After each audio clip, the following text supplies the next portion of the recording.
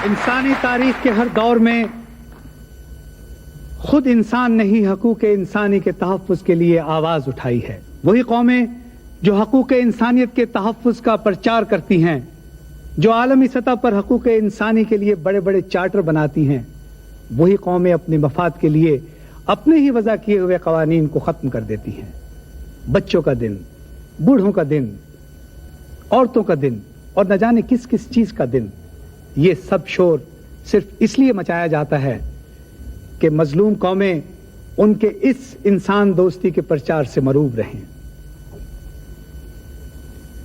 हकूक इंसानी के इस मौजू पर मुनक्किद होने वाले सेमिनार के मेहमान खुसूसी जनाब बैरिस्टर तौफीक साहब, जो मुल्क के एक नामवर बैरिस्टर हैं और आलमी सतह के ऊपर हकूक इंसानी के बहुत बड़े वकील, मैं उनसे दरख्वास्त करता हूं कि वो तशरीफ लाएं।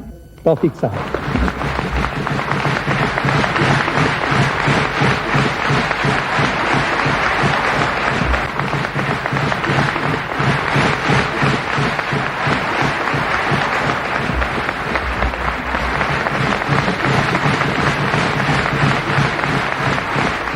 बात दरअसल ये है कि हम सब के कौल फ़ेल में तजाद है। हम इस किस्म की तकरीबों में आके बुलंद बांग दावे जरूर करते हैं।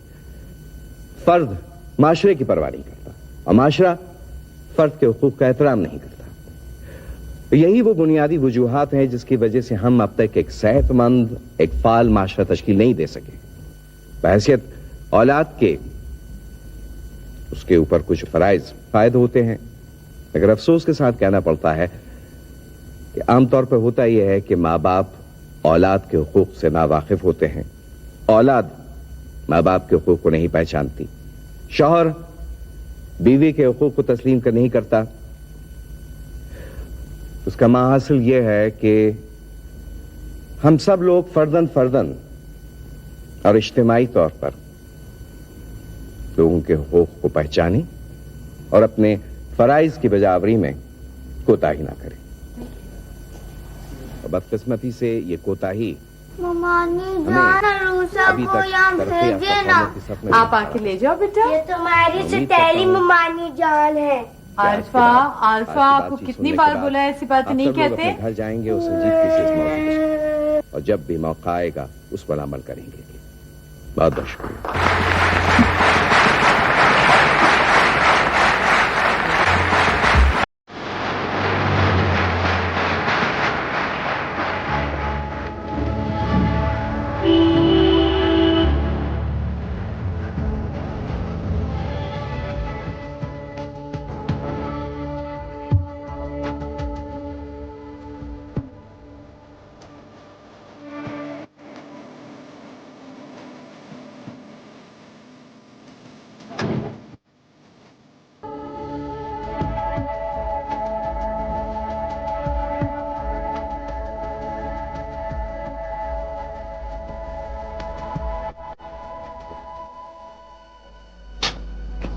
रफी साहब काफी देर से ऑफिस में आपका इंतजार कर रहे हैं। अच्छा।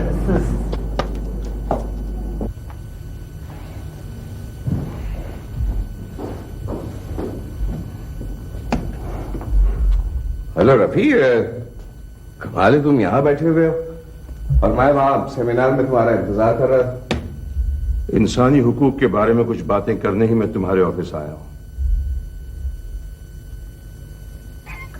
अच्छा, हाँ, क्या बात है, बोलो। अंजुम, देखो रफी, प्लीज, मतलब तुम्हारी मेरी दोस्ती अपनी जगह, मगर मैं अपने घरेलू मामलात में दखलंदाजी पसंद नहीं करता हूं। सॉरी। तुम्हारी बीवी मेरे दोस्त की बेटी है। दोस्ती और रिश्तेदारी के फर्क को पहचानते हो? यह फर्क आज से 5 बरस पहले भी मौजूद था, जब तुमने मुझसे यह कहकर अंजुम के लिए शादी की दरखास्त की थी कि अगर अंजुम के बाप के दोस्त हो और उसे बेटी समझते हो तो बाप बनकर मेरी शादी करवा दो। मगर तुमने मेरी दोस्ती का पास कब किया है? एक बीमार, एक नीम पागल औरत से मेरी शादी करवा दी तो दोस्ती की बात करते हो? ये झूठ है। अंजुम एक निहायत शरीफ, तालीम याफ्ता और गैरतमंद औरत है। हाँ, तुम यही कहोगे। मगर बात दरअसल ये है रफीउजमा के अंजुम एक ज़हनी मरीजा है बस। डॉक्टर उसका इलाज कर रहे हैं और आगे कुछ और मैं सुनने को तैयार नहीं। अजीब आदमी हो, अपनी बहनों की तो इतनी इज्जत करते हो और बीवी के मामले में तुम रफी, प्लीज रफी, आखिर उस औरत की जरूरत कैसी हुई को मेरे दोस्तों से मेरी शिकायत कर। इंसानी हुकूक के अलंबरदार तो खूब बनते हो, मगर एक बेसहारा औरत को फरियाद का हक नहीं दे सकते। मैं तुम्हें कह चुका हूं कि मैं सिर्फ तुम्हारा दोस्त ही नहीं हूं, अंजुम का सरपरस्त भी हूं। तुम कुछ नहीं हो, कुछ नहीं हो तुम मेरे और अंजुम के निकाह के एक गवाह हो बस। तो प्लीज देखो रफी, बात को आगे मत बढ़ाओ। मैं तुमसे कह चुका हूं कि मैं इस सिलसिले में आप कोई और बात करने को और ना सुनने को तैयार। Forget it. ठीक है, ठीक है। आज के बाद तुम्हारी और मेरी मुलाकात भी नहीं होगी। कम ऑन, तुम मेरी और अपनी 30 साल की दोस्ती को एक अहमक खुसर औरत की वजह से खत्म कर रहे हो? नहीं रफी, अंजुम बीमार है। तुम्हारी बहनें कहती हैं कि वो बीमार है। मैं अपनी बहनों को मां का दर्जा देता हूं और मैं दोस्त की बेटी को अपनी बेटी समझता हूं। गलती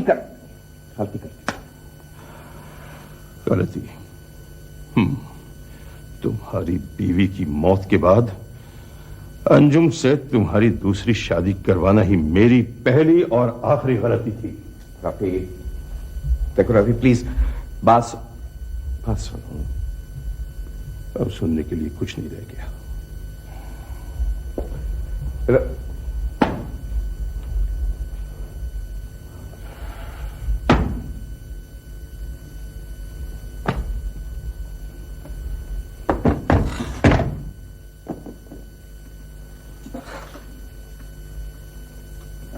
अजीब आदमी देख, अहमद खुदसरात की वजह से इतनी पुरानी दोस्ती छोड़ रहे हो। जी वो विन्ने वहां जाना है। विन्ने वहां जाना है जी। किसने? विन्ने जाना है। अच्छा तुम यहां से जाओ। वो गुस्सा कर रही हैं जी। शराब दीनू बाबा इसको ले जाए यहां से और वो खादिम हुसैन को भेजे। नहीं जी, मैं कहीं नहीं जा रहा, उन्होंने कहीं जाना है। दीनू बाबा, मैंने आपसे कहा ना कि उसको ले जाइए और खादिम को भेज दीजिए। वो जी बड़ी बेगम को कहीं जाना है। क्या? बड़ी आपा को? ओह, मेरे जहन से निकल गया। वो खास बड़ी आपा का डॉक्टर नूरुल्लाह के क्लिनिक में अपॉइंटमेंट है डॉक्टर से, और क्लिनिक बंद होने में सिर्फ आधा घंटा रह गया है। क्या कहें खादिम हुसैन से कि वो बड़ी आपा को ले जाए कार में। वो जी मेरे लिए क्या हुक्म है? Cash lost.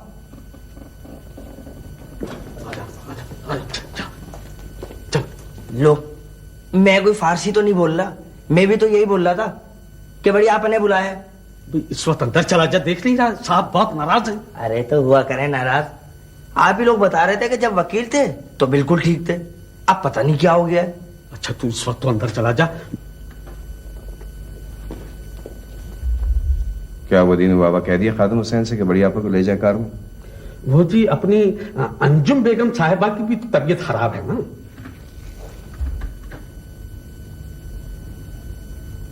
जो आपसे कहा जा रहा है आप वो कीजिए।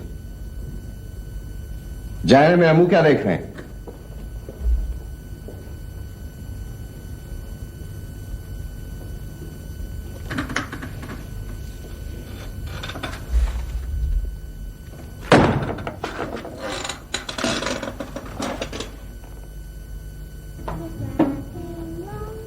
हाँ? अरे कहाँ मर गया था तू? गाड़ी कहाँ है? देखो जी, मरना तो एक दिन है ही, और रह गई गाड़ी तो खादिम हुसैन से पूछो। अरे हुआ क्या है? क्या खुर्री चरपाई पे नोट लगा के आया है तू? बस अब मुझे छेड़ो मत। इस कोठी में कुछ ना कुछ होता ही रहता है, सारे ही बदल गए। अरे तेरा सत्यानाश जाए, मुझे डॉक्टर क्या जाना है। देखो बड़ी, 1 2 4 8 बार निकल के 9वीं बार काम कर रहा है इस कोठी में गुल्लू। 10वीं बार गया ना, और ये तू तड़ाक तुमने की, तो फिर 11वीं दफा आने का भी नहीं। हाँ हे गुल्लू, इतनी जल्दी नाराज मत हो जाया करो। तुम्ही ने तो दिमाग खराब किया है इसका। अरे हाँ, नहीं तो मैं तो 4 दिन के लिए भी तौफीक मियाँ के आती हूँ तो अपना खून जला कर ही जाती हूँ यहाँ से। भाई पुराना नौकर है तो क्या हुआ, सबको जूतियों में पहन लिया इसने। इस वक्त मैं बोल नहीं रहा हूँ, मगर इतना जरूर बोलूंगा बड़ी, तुमने गिनती भी ना सीखी। 365 दिन को हमेशा 4 दिन ही कहती हो। देखा देख लिया तुमने इसको। अरे ये कह रहा है कि मैं 365 दिन यहाँ पड़ी रहती हूँ। अरे मैं अपने बच्चों को, घर को, मियाँ को छोड़कर इस मासूम बच्चे की खातिर ही आती हूँ। बड़ी गुल्लू की बात पे नाराज मत हो जाया करे ना, 10 बार आपको समझाया है। हाँ भाई, मैं सब समझती हूँ, नौकर की इतनी मजाल कहाँ, ये सब तो हमारी भावत की शय पे करता है ये। रूही, ए बेटी चलो अपने घर चलते हैं। अरे खामा खा यहाँ पे पड़े रहे, हार होते रहे, बातें सुनते रहे, एक की नौकरों की भी कम वक्त। तो क्या रहे आफ्ताब, ओ आफ्ताब के बच्चे, अरे कितनी बार समझाया है कि बेटा यहाँ मेहमानों की तरह आया जाया कर। कौन कहता है कि आप अपने भाई के घर मेहमानों की तरह से आया जाएगा। देखो बीवी, ज्यादा मुंह न खुलवाना मेरा। मैं 8 दिन से यहाँ पर पड़ी हुई हूँ। इन 8 दिनों में आप 4थी बार मुझसे मुखातिब हो रहे। 3 महीने से मेरी तबीयत ठीक नहीं है, मुझे डॉक्टरों ने चलने फिरने से मना किया हुआ है। आप नहीं जानती हैं? सब जानती हूँ, खूब जानती हूँ। और मेरे भाई का मुकद्दर, वो पहली वाली थी, सदा की बीमार, मर के ही दम लिया। अब तुम आई हो तो तुम भी बीमार।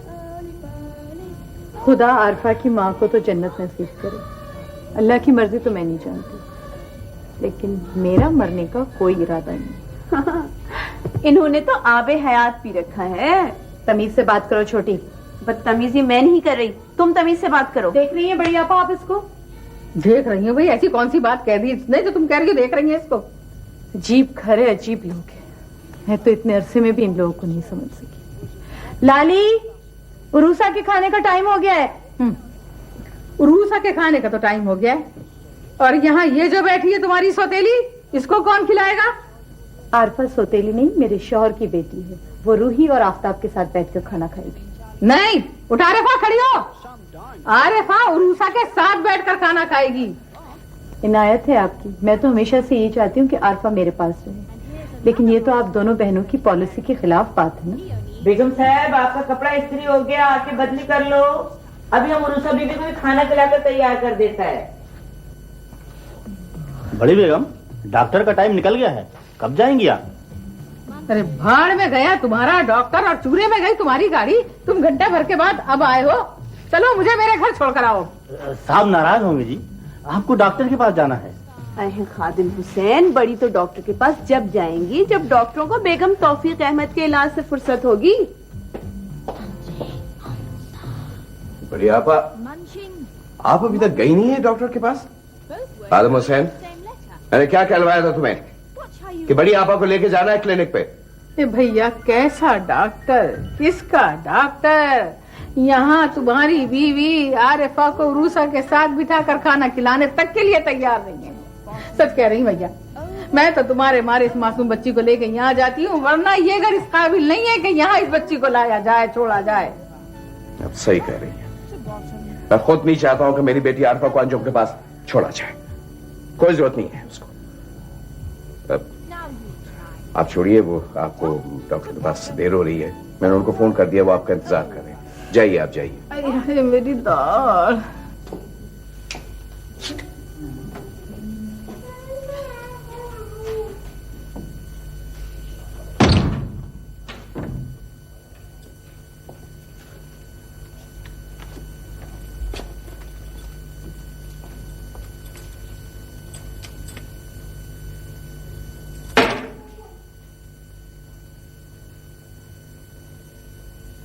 क्यों किया था तुमने फोन रफी को? वो मेरे सरपरस्त है, अगर आइंदा मैंने तुम्हारी जबान से सरपरस्त का लफ्ज सुना तो अच्छा नहीं होगा। मैं तुमको मुंह दिखाने के लायक नहीं छोड़ूंगा। जो दोस्तों को फोन करके मेरी शिकायत करती हो, क्या मतलब है तुम्हारा? कौन लगती हो तुम आफा की? माँ, बड़ी और छोटी आपा मिलकर उस बच्ची को बर्बाद कर। हाँ, बर्बाद कर रही है। वो बर्बाद कर रही है जिन्होंने सीने से लगा के पाला है, मां से ज्यादा प्यार दिया है, वो बर्बाद कर रही है। ये आई है बड़ी रफीक बनकर आरफा की। हाँ, मुझसे शादी क्यों की थी? पछता रहा हूं शादी करके। यही सुनना चाहती हूं ना? और कान खोल कर सुन लो कि आज से किसी को फोन नहीं करोगे। क्या मतलब है आपका? मैं किसी को फोन नहीं कर सकती, कहीं जा नहीं सकती, किसी से मिल नहीं सकती। आखिर चाहते क्या हैं आप? अच्छी बीवी वही करती जो उसका शौहर चाहता है। मेरे बारे में तो ये फैसला बहुत पहले हो चुका है कि मैं अच्छी बीवी नहीं हूं। बहस? मैं सुनने का आदी नहीं हो, तुम बहस नहीं करोगी अंजुम। बहस की गुंजाइश नहीं रही है, फैसला होना चाहिए। फैसला?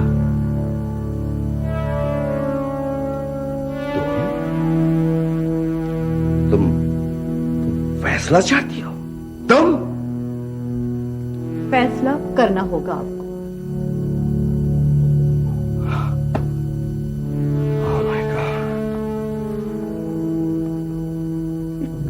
लावारिस औरत, कमतर। खुदा की शान है कि उसमें इतनी अकड़ कैसे आ गई? खुदा की जमीन पर रहने वाला कोई इंसान लावारिस नहीं होता है बैरिस्टर साहब। ये आप जैसों की भूल है कि खुद को वारिस समझकर खुदा के वजूद को भूल जाते हैं। मत सबक पढ़ा मुझे। तुम एक पढ़ी लिखी जाहिल औरत हो, बस। तुम्हारी जहालत का सबूत है कि तुम मेरे खान के मामला दूसरों को फोन करके बताती हो। क्या मतलब से आरफा का डिस्कस करने का रफी से? आपकी बहनों ने आपकी बच्ची के दिल में नफरत का बीज बो दिया है। आरफा नफरत करती है मुझसे और उरूफा से। सही करती है। तुम्हें आरफा से मोहब्बत का हक दिया ही नहीं जा सकता। तुम इस लायक नहीं हो।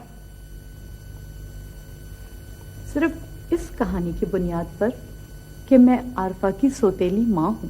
कहानी नहीं अंजुम, तुमने सौतेलेपन के सबूत दिया है। वक्त पर खाना, वक्त पर सोना, झूठ ना बोलने की ताकीद करना सौतेलापन है क्या? अंजुम, मैं तुमसे कह चुका हूं कि आरफा से तुम्हारा कोई वास्ता नहीं होगा, बस। तो तुम क्या बात करती हो? तुम जो दाइमुल मरीज हो, आए दिन बीमार रहती हो। आरफा तो आरफा, मैं उर्सा के मुतालिक सोच रहा हूं कि उसको भी बड़ी आपा का सुपुर्द कर दूं। मैं समझ में तुम्हारी? आज तो ये कहा है, आइंदा मैं नहीं सुनूंगी। सुनना पड़ेगा, ये कि उर्सा मेरी बेटी है।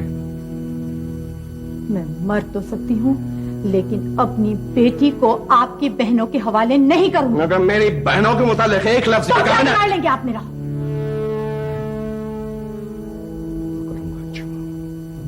मैं कह चुका हूं, मैं वो करूंगा कि तुमको दुनिया के सामने मुंह दिखाने का लायक नहीं छोड़ूंगा। और कान खोल के सुनो, अगर इस घर में रहना चाहती हो बीवी बनके, तो वही करोगी जो मेरी बहनें चाहती हैं।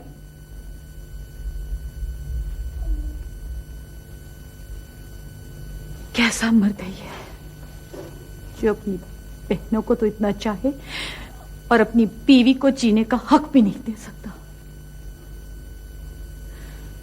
ये लोग चाहते हैं कि मैं भी खुद खुद कर आरफा की मां की तरह से जान दे दूं और अपनी बच्ची के लिए कुछ ना कर सकूं।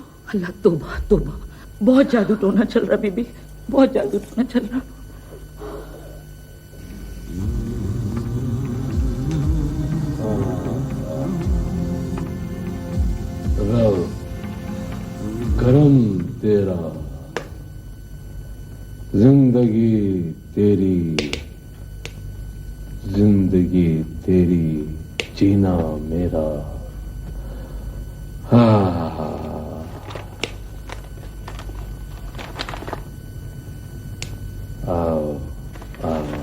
हाजिर हो गए हैं शाह साहब जी। ले लो ले लो, ले। बैठ जाओ बैठ जाओ बैठ जाओ। हाँ,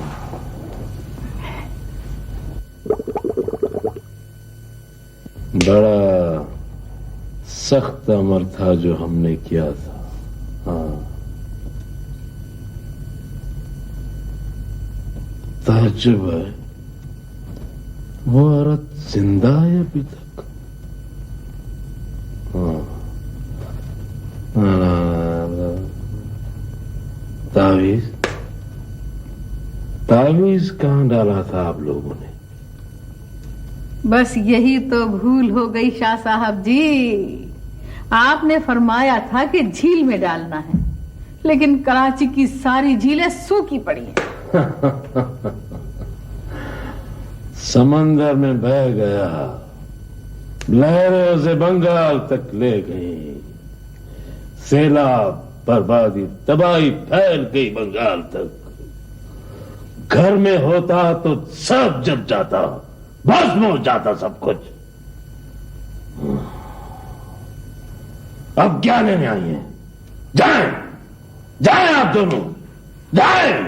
नहीं नहीं शाह साहब जी, नहीं नहीं शाह साहब जी, आपकी जान की कसम है, मेरी जान की कसम है कि अब के तो जो आपका हुक्म होगा मैं अपने हाथों से करूंगी। बीबी, फिर खर्चा करोगी उतना? हाँ शाह साहब जी करेंगे। हमारे भाई की जिंदगी का सवाल है, हम खर्चा करेंगे, 100 बार करेंगे।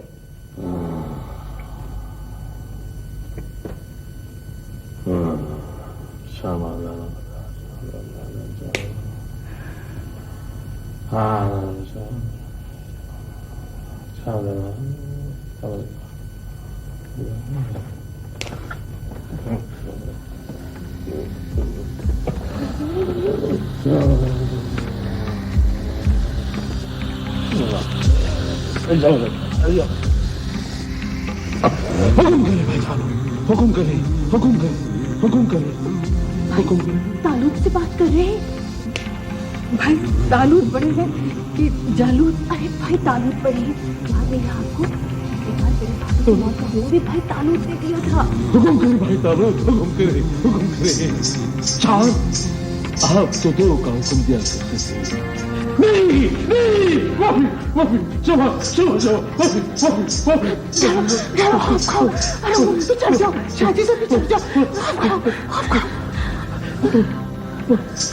मिलता किधर है? अभी मिल गया है भाई तालूद। कहाँ होते हैं भाई तालूद? अरे किधर होता है? कभी जापान में होता, कभी अमेरिका में होता। हमारे शादी का हुक्म सारी दुनिया में चलता। बेशक चलता, बेशक चलता।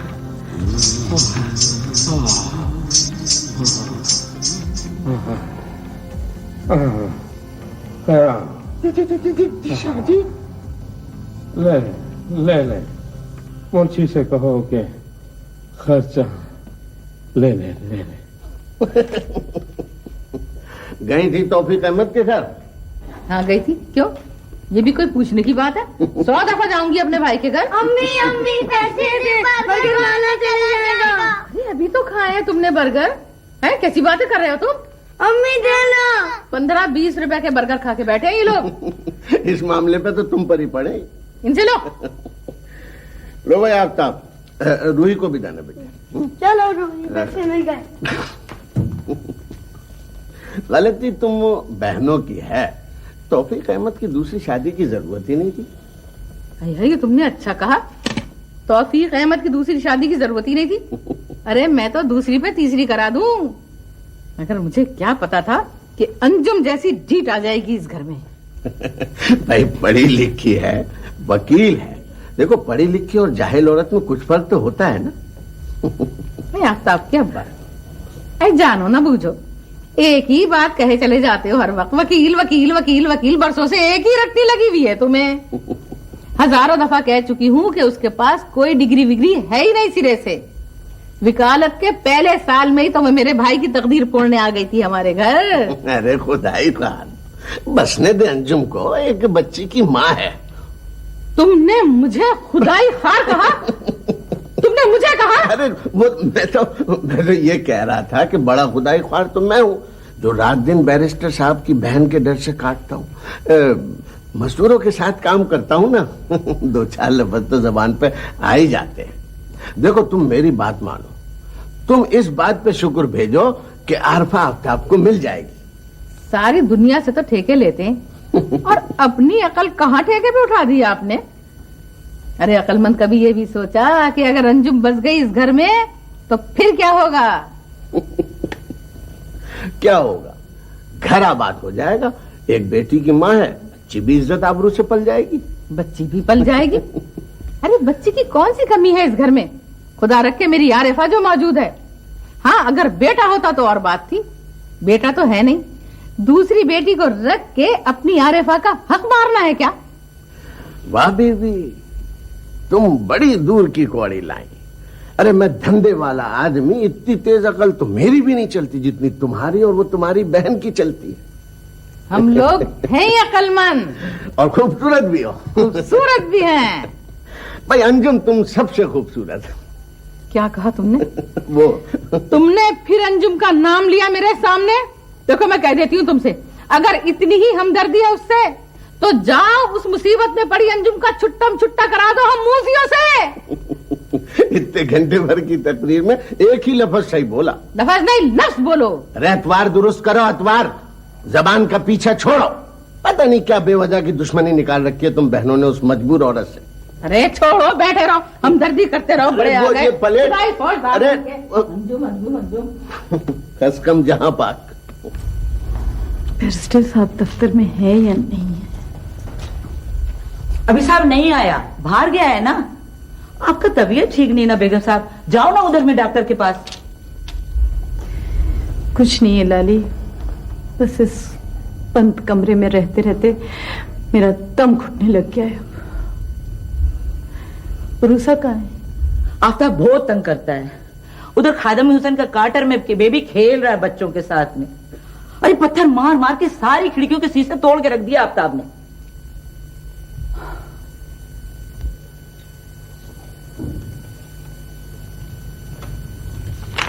ओह एक्सीलेंट।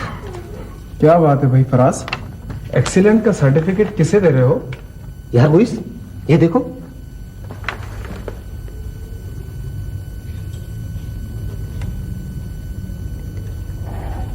ये अंजुम खान तो टेनिस की चैंपियन रह चुकी हैं। जी, ये अपने बैरिस्टर तौफीक की बेगम। कहां से आई ये फाइल? भैया मुझे 5-6 रोज पहले बैरिस्टर रफी साहब ने डुप्लीकेट बनवाने के लिए दी थी। अच्छा, एमए अदब, गोल्ड मेडलिस्ट, मुसव्विरा। वाह भाई वाह, क्या कहने। मगर फराज, तौफीक साहब की बेगम पर्दा करती हैं शायद। फराज साहब, ये फाइल अपने साहब को नहीं देनी है। पता है पता है, अभी बैरिस्टर रफी साहब का फोन इसी के लिए आया था। अच्छा, मिसेस तौफीक को कभी कोठी में आते जाते तो नहीं देखा। बैरिस्टर साहब की एंटीक बहनें तो पर्दा नहीं करती, वैसे काफी तेज चीजें दिखाई देती हैं दोनों। हाँ देखो दीनू, हमारी चुगली मत खाना। अरे नहीं नहीं साहब, आप साहब की दोनों बहनों को जितना भी बुरा कहेंगे मुझे बहुत अच्छा लगेगा। जिन्नातनियां हैं, जिन्नातनियां जबरदस्त। मेरे साथ एक दिन दिलचस्प वाकया ये हुआ कि पिछली गर्मियों में दोनों सिस्टर्स कोठी के आंगन में ठहर रही थी। मैं जरा देर से ऑफिस आया था, सलाम दुआ हुई तो एक खातून जो गालिबन बड़ी बेगम है बोली, हमारे यहाँ खाना बहुत बच जाता है, आप जूनियर वकील लोग खाकर जाया करें। वैसे यार वो बड़े खुश नसीब, बचा कुछ आई सही, कम से कम बड़ी बेगम ने खाने को तो पूछा। और सुनाओ छोटी की बातें। सारी साहब की कमाई बक्सों में जमा करके रखती है अपनी। आप चारानी मांग कर देखो, आधा घंटे में 20 ताले खोल कर निकाल कर दे दिया। अम्मी दे ना मुझे पैसे, अम्मी मुझे मोटर खरीदनी है, अम्मी पैसे दे। अरे तुमको 10 रुपए दिए थे मैंने, वो कहाँ गए? अम्मी वो गंज हो गए, अम्मी मुझे और पैसे दे। अरे घर में इतनी मोटरें पड़ी नहीं है बेटे, उनसे खेलो जाओ। नहीं अम्मी मुझे नई वाली मोटर खरीदनी है। अरे छोटी। हाँ बड़ी। अरे इस अनवार अहमद के लाडले से मेरी जान छुड़ा मेरी बहन। है भाड़ में गई छोटी, आ रही हूँ बड़ी, क्यों मेरी जान खाए जा रही हो? ये बड़ी ने अच्छा लगाया हुआ है। अभी 10 रोज तो हुए, 2000 रुपए मैंने दिए थे, फिर वही पैसे पैसे पैसे। एक तो इस छोटी को ऐसा मरज है ताले डालने का कि ताले के इश्क ने मुकद्दर में भी ताले डाल दिए, लेकिन वो समझती नहीं है। क्यों मार रहे हो पापा का? तुम हटो, अम्मी मुझे। अरे माँ, मुझे ठेका नहीं ले लिया है तुम्हारे पैसों का, खिलौनों का। एक मुझको देखो, अरे हाँ, अच्छा खासा पर्स लेके घर से चली, तख्त पे रख के भूल गई। बढ़िया पा, अगर मुनासिब समझे तो ये 100 रुपए मुझसे ले लीजिए, ले लीजिए ना। चलो तुम कह रही हो तो ले लेती हूँ। आसमान से बारिश नहीं होती है नोटों की। घर का खर्चा भैया की अमानत समझ के पाई पाई संभाल के रखती हूँ। और हाँ, उरूसा के लिए 2 रुपए का रिबन भी चाहिए होता है तो चिट्ठी लिख के भैया के दफ्तर जाती है। अब ये 100 रुपए का खर्रा कहाँ से आ गया तुम्हारे पास? बस करो छोटी। छोटी कभी किसी औरत के दुख को नहीं समझ सकेगी। बीवी बनती, माँ होती तो शायद पता चलता। हाय मेरा जी जला रही है। अरे मुझे ताने दे रही है ये औरत। अरे मेरी शादी नहीं हुई तो इसमें मेरा क्या कसूर है? अरे कोई है, कोई है, भैया को बुलाओ। आए भैया, देखो क्या सुन रहा है भैया। इतनी ज़हीन, तजुर्बेकार, ताकतवर औरतें जो भाइयों, बेटों और शोहरों को कठपुतलियों की तरह से नचा सकती है, जरा सी मिस्बत सोच होती तो इस माशरे को कितना ताकतवर बना सकती थी। लेकिन अफसोस। भैया, अफसोस और मातम किस बात का कर रही हो तुम? ये हमारा नसीब है कि हमारा भाई हमारे कहने पे चलता है, और ये तुम्हारा मुकद्दर है कि इतनी डिग्रियां रख के भी शौहर को ना अपना सकी। अगर मैं आप जैसियों को नहीं बदल सकी ना, तो फिर शायद कोई भी नहीं बदल सके। सुन रही हैं? सुन रही हैं इस औरत की बातें? सुन रही हूँ। ये लीडर तो बन सकती हैं, लेकिन हमारी भावज बनने के लायक नहीं है ये। हमारे मियाँ बड़े मद्दा हैं इनके। अल्लाह उनको ऐसा ही रखे।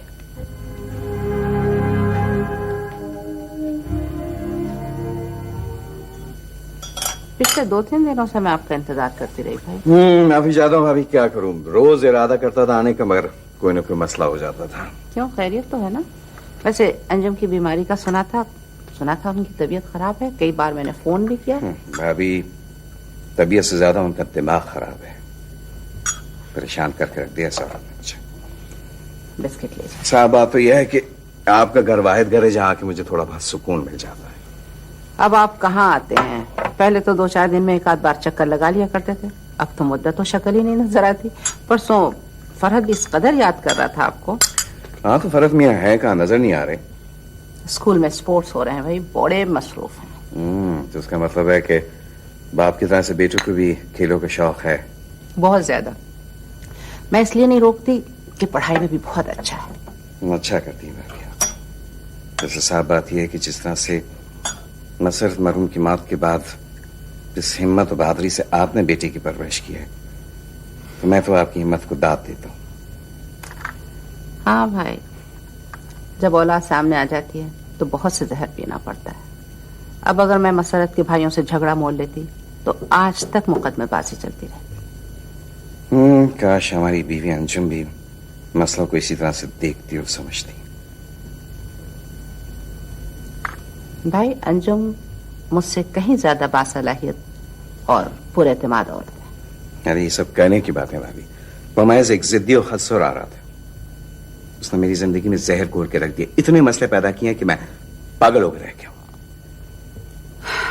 खुदसरी और खुद एतमादी के फर्क को समझना चाहिए। उसका मतलब है कि मर्द अपनी खुद एतमादी से हाथ धो गए? नहीं भाभी, अंजुम खुद एतमादी की आड़ में मेरी बहनों को मुझसे जुदा करना चाहती है, मेरी जिंदगी से, मेरे घर से निकालना चाहती है। आप भी जानती हैं भाभी कि बाप की जिंदगी में मैं माँ बहनों की शक्लों को तरस गया था। तेरी बीवी के इंतकाल के बाद तेरी बच्ची आरफा की परवरिश किसने की है? ये बहनें तो थी, एक ने घर संभाला, एक ने मेरी बेटी को देखा। मगर अंजुम को मेरी बहनों की शक्लों से नफरत है। उन्होंने एक हवा बनाया हुआ है मेरी बहनों का। नहीं भाई नहीं, अंजुम आपकी बहनों को आपकी जिंदगी से नहीं निकालना चाहती है, लेकिन एक तालीम याफ्ता बासलाहियत औरत को अपनी, अपने शौहर की, अपने बच्चों की जिंदगी अपने अंदाज से गुजारने का हक तो होना चाहिए ना। हाँ, मगर उनका ये हक उनसे कोई नहीं छीन रहा है। ये सब कहने की बातें, बल्कि उल्टा वो मेरी बेटी आरफा के हक को मानने को तैयार नहीं है। क्या क्या कह रहे हैं आप? ये सही कह रहा हूं भाभी। आरफा मेरे घर में तो नहीं रह सकती। अगर अंजुम का बस चले तो अंजुम तो मेरी बेटी को एक वक्त का खाना खिलाने की रवादार नहीं है। इसलिए मैंने घर बसाया था, इसलिए की थी ये दूसरी शादी। आप बहुत परेशान मालूम हो रहे हैं। देखें, अगर आप बुरा ना माने तो एक बात कहूं मैं। क्या? आप जरूर कहें। अगर मेरा कसूर है तो आप मेरा कसूर बताएं मुझे। देखें तौफीक भाई, छोटी गैर शादीशुदा है, आपके घर में रहती है, ये आपकी भी मजबूरी है, छोटी की भी मजबूरी है। लेकिन जहां तक बड़ी का ताल्लुक है, वो शादीशुदा है, उनका अंजुम की जिंदगी में इस तरह दखल अंदाज करना बिल्कुल नामुनासिब है। ये सब गलत बातें, ये सब महज ढोंग है। बड़ी आपा अगर आरफा की परवरिश ना करे तो कौन करेगा? तंग आ चुका उन बातों से, पागल करके रख दिया मुझे। उसकी किल किल किल किल किल किल। बीबी जी, फरीद बाबा की दादी का फोन आया है। अच्छी बात, मैं आ रही हूँ। तौफीक भाई आप 1 मिनट बैठे, मैं 1 मिनट में। नहीं भाभी, आप इत्मीनान से फोन सुन लिए, मुझे भी देर हो गई, मैं चलता हूँ, फिर आऊंगा। खुदा हाफिज। खुदा हाफिज। पता नहीं क्या करने जा रहे हैं तौफीक भाई अपनी जिंदगी के साथ। भाई खादिम हुसैन इस वक्त घर नहीं गए? दाल में कुछ काला है गुल्लू। हैं? क्या मतलब? वैसे बेगम साहब की तबीयत तो ठीक है ना? हाँ हाँ, मैं कोई अभी घंटे भर पहले तो उनको खाना देके आया हूँ। मुझे तो साहब ने कहा है यहीं ठहरो, बेगम साहब को कहीं छोड़ के आना है। ए छोटी, हाँ बड़ी, जरा देखो तो कमरे की बत्ती जल रही है? हाँ जल रही है, खूब जल रही है। अरे बड़ी, हाँ, ये अंजुम तो अब हमारे सरों पे नाचेगी। कैसे नाचेगी? जीते रहे मेरे पीर चंदन शाह, सब संभाल लेंगे। अरे छोटी, हाँ बड़ी, ये घंटा भर से खड़ी खड़ी क्या तके जा रही हो सकता है तौफीक मियाँ अंदर हो ही नहीं। अरे क्या बात कर रही हो? भैया अंदर ही हैं, और सर तुम आहिस्ता ही बोलो, अंदर हैं भैया। अरे बस क्या कहूँ, मर्दों को मैं। एक बड़ी, हाँ, जाके दरवाजे पे सुनो क्या बातें हो रही हैं। अरे बावली, क्या सुनेगी? वही गिले शिकवे हो रहे होंगे। तलाक दे दी है मैंने तुम्हें।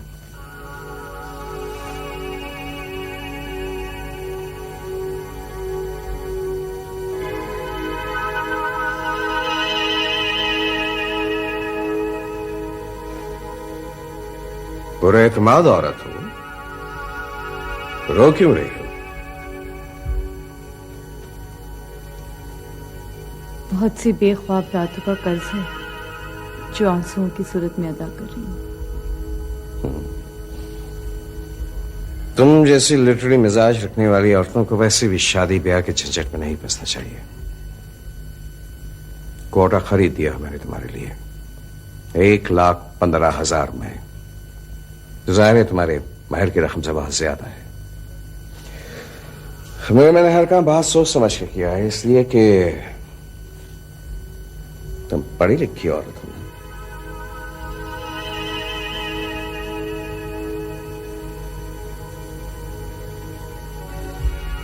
खादिम हुसैन को रोक रखा है मैंने।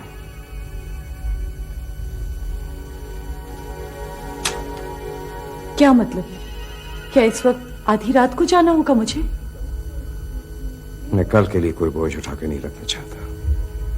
अगर ऐसा है बैरिस्टर साहब, तो मैं भी आपकी किसी पसमानदगी का कोई बोझ उठाने के लिए तैयार नहीं हूं। ना मुझे 1,20,000 का क्वार्टर चाहिए, न कार, न मेहर की रकम। मैं अपनी बच्ची को लेकर यहाँ से जा रही हूँ। आपको अल्लाह का वास्ता बीबी, आपको डॉक्टर साहब 3 हफ्ते का आराम को बोले हैं, आप इधर खड़े होके क्या कर रहे हैं? लाली, गुरु सब यहाँ छोड़ दो, चली जाओ यहाँ से, जाओ।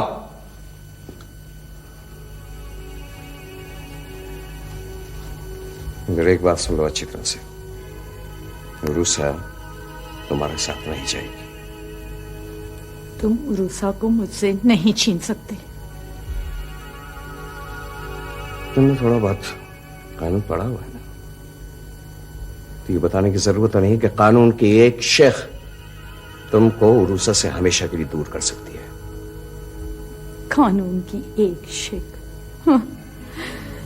तुम इतने बुज़दिल मर्द हो तौफीक अहमद कि शायद मुझे तो तुम आवारा कह सको, लेकिन खुद आवारा बीवी का शौहर होना तस्लीम नहीं कर सकोगे। मैंने क्वार्टर खरीद के अपनी बेटी की कीमत भी अदा कर दी है। आसमान सलामत है, जमीन कायम है। एक बाप अपनी बेटी की कीमत लगा रहा है। वाह! मैं मफरूजों वाला आदमी नहीं हूं, मैं हकीकत पसंद आदमी हूं। अब उरूसा मेरी बेटी है, ये मेरे पास रहेगी। अब आदम हुसैन को मैंने वो टाइम पे रोक रखा है। तुम अच्छा नहीं कर रहे हो, तुम मेरे साथ अच्छा नहीं कर रहे हो। मैंने तुमसे अच्छे बुरे का मशवरा नहीं मांगा है। बेहतर यही है कि तुम खामोशी से चली जाओ, वरना तमाशा बन जाएगा। तमाशा तो ऐसा बनेगा तौफीक अहमद कि तुम्हारी कानूनी किताबों से इंसानी हुकूक के तमाम हर्फ मिट जाएंगे। तुम पनाह मांगोगे और तुम्हें पनाह नहीं मिलेगी।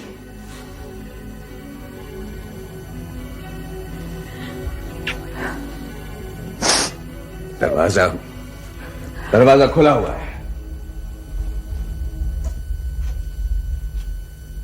लाले, उरूसा को गोद में ले लो और उसको यहीं सुला दो, तो तुम उसके साथ सो जाओगे।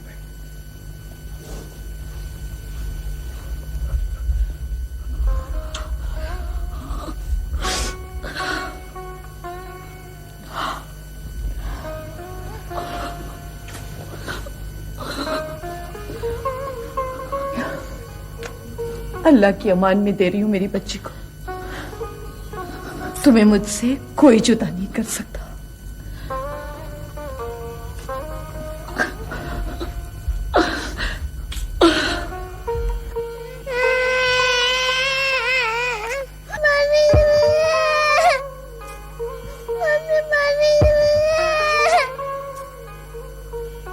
लाली, बंद करो ये रोना धोना। बड़ी जल्दी से इधर आई। अरे उठे तो सही। अरे क्या हुआ? ये अंजुम अपने कमरे से बाहर आ रही है। अरे अरे कहीं फिर दिल का दौरा न पड़ गया उन्हें।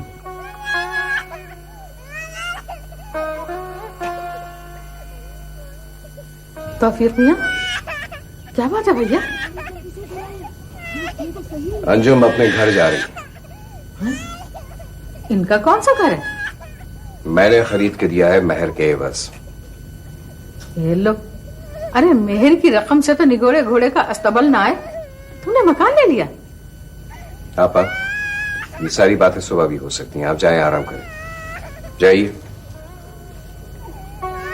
उरूसा इस घर में मेरी अमानत है। अगर उसको इतना सा भी कुछ हुआ तो मैं इस घर के एक एक फर्द से हिसाब लूंगी।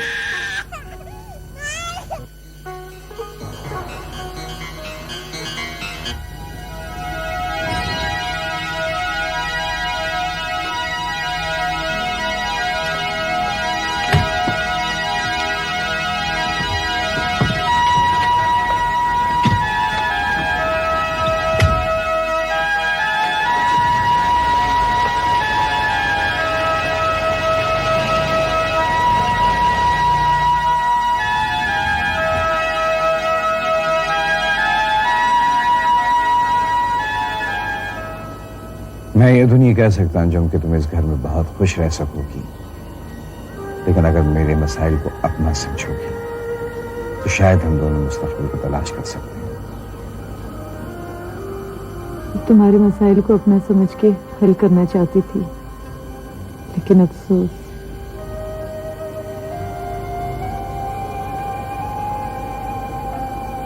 बैरिस्टर रफी ने तुम्हारी तारीफ ये कह के की है कि अगर पाकीज़गी की सूरत गुलाब के फूल जैसी होती तो तुम ऐसा ही फूल हो। जिसे फूल समझते थे उसी पर आवारगी का इल्जाम लगाया जा रहा है।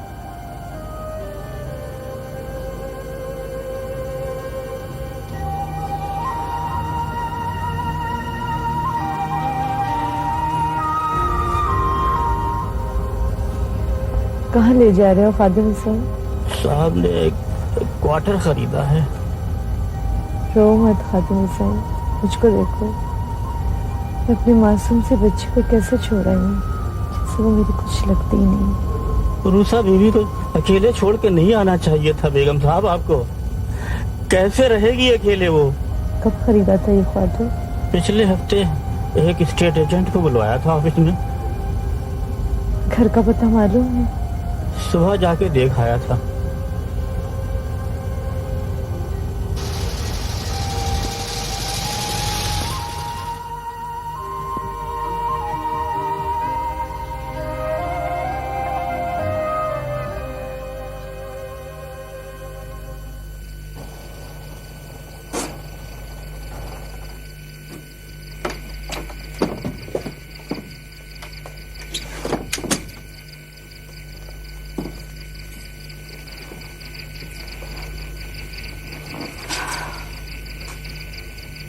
ये क्वार्टर है खादिम साहब। जी बेगम साहब।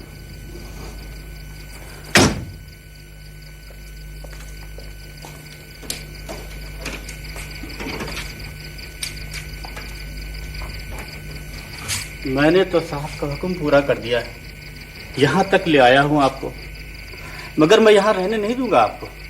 चले बैरिस्टर रफी की कोठी। नहीं, इतनी रात को किसी को तकलीफ देना अच्छी बात नहीं। तुमने अपनी ड्यूटी पूरी कर ली है, तुम अब जाओ। तुम, लाली और गुल्लू ही अब रूसा का ख्याल कर सकते हो। बड़ी बहादुर हैं बेगम साहब आप। कैसे रहेंगी आप यहाँ? खुदा के लाखों बंदे हैं जो इससे भी बुरे हाल में रहते हैं। मैं रह जाऊंगी। तुम रो रहे हो? 3 जवान बेटियों के बाप हो तुम। दिल पर पत्थर रखना सीख लो। मैं अभी बैरिस्टर रफी को बताता हूँ जाके। बिल्कुल नहीं, मैं खुद सुबह जाके उनसे बात करूंगी। अब तुम जाओ।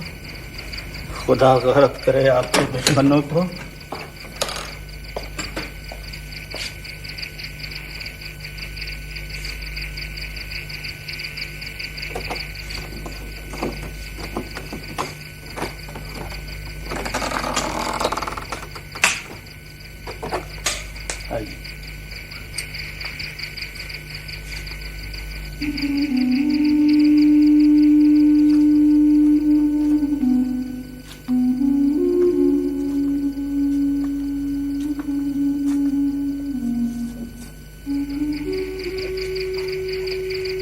मेरी बेटियों के हक में दुआ करना बेगम साहब। जो कुछ किया है इस पेट की मार खा के किया है। क्यों शर्मिंदा कर रहे हो खादिम साहब? तौफीक मंजिल के रखवाले हो तुम लोग। मैं उरूसा को कभी ना छोड़ती। तुम लोगों के भरोसे भी तो छोड़ के आई हूँ। नौकरी जाए तो जाए, उरूसा बीवी को दुश्मन फूफियों के हाथों में छोड़ने वाले नहीं हैं। अब क्या होगा? फिक्र मत करो, सब ठीक हो जाएगा। अब तुम जाओ। चाहिए। खुदा हाफिज बेगम साहब। खादिम हुसैन। जी बेगम साहब। लाली से कहना कि उरूसा को सुबह दूध देने के बाद दवा देना ना भूले। पिछले 3-4 दिन से उसका सीना जकड़ा हुआ है। अभी जाके बताता हूँ खुदा।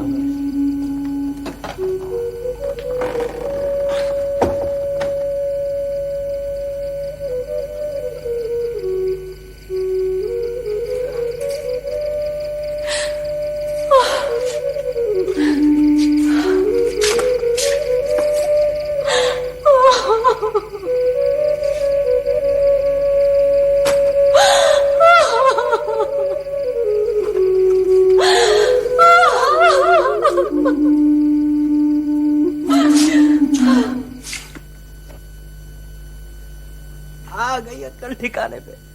जाग रहे हैं, उड़ गई नींद वींद सब कुछ।